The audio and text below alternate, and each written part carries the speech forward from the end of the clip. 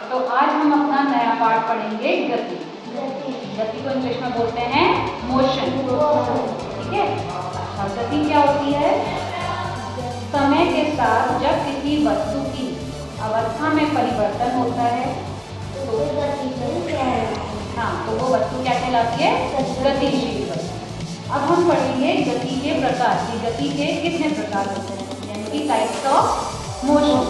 तो गति के 5 प्रकार होते हैं। आइए इनके बारे में देखते हैं। सबसे पहला है हमारा सरल रेखीय गति। यहाँ क्या होता है, यहाँ कोई भी पदार्थ जो है सिगल जाता है, जैसे गाड़ी साफ करना है ना। और क्या उदाहरण देते हैं? सिपाही मार्च पास्ट में चलते हैं। तो ये क्या, कौन सी गति है? ये सरल रेखीय गति। दूसरा है हमारा वृत्तीय गति। वृत्तीय गति का क्या उदाहरण है? जैसे किसी भी पदार्थ का अपनी मुख्य बिंदु के चारों ओर घूमना।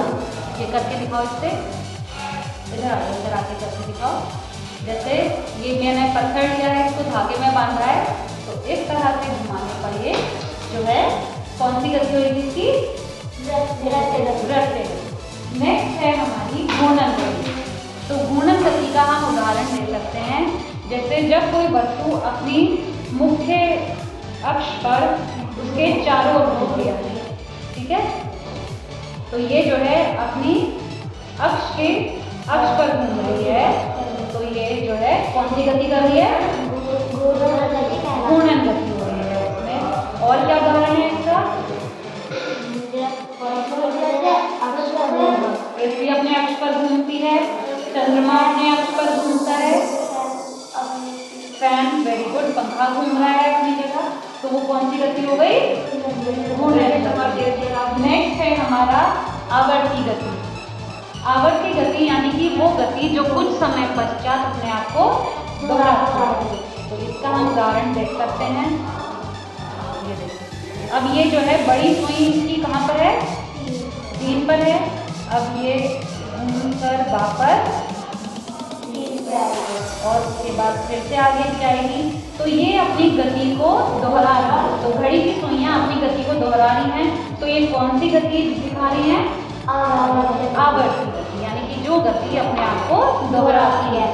नेक्स्ट है हमारा दोलन गति। दोलन या कंपन गति में कोई भी वस्तु अपनी मुख्य जगह से, अपने सेंटर पॉइंट से जब उसमें मोशन करा जाता है, तो वो दोनों तरफ बराबर दूरी पर दोनों तरफ तय करती है।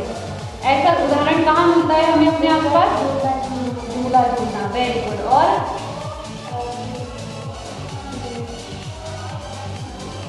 घड़ी देखिए, घड़ी में नीचे पेंडुलम, हाँ, तो वो कौन सी गति है? दोलन गति। तो हमने 5 प्रकार की गति पढ़ी। सरल रेखीय गति, वृत्तीय गति, घूर्णन गति, आवर्ती गति, दोलन। समझ में आ गई आपको?